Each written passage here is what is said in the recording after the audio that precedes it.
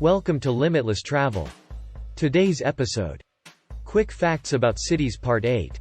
Fact 1: Vladivostok is Russia's largest port in the Far East. This is the case for two main reasons. One is because Vladivostok is the eastern end of the Trans-Siberian Railroad. Second is that Vladivostok is ice-free all year round.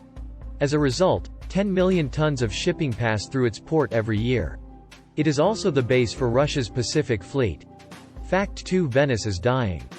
Dying in the sense that fewer and fewer people live in the city.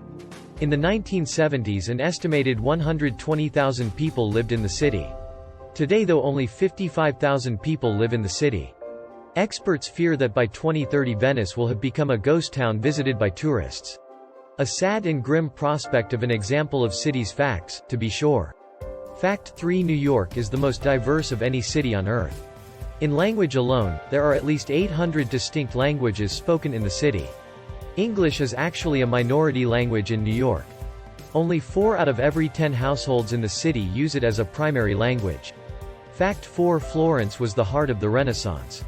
Many of the bright minds of the Renaissance came from Florence. These include great artists like Leonardo da Vinci and Michelangelo. Political theorist Machiavelli came from Florence, as did the powerful Medici family.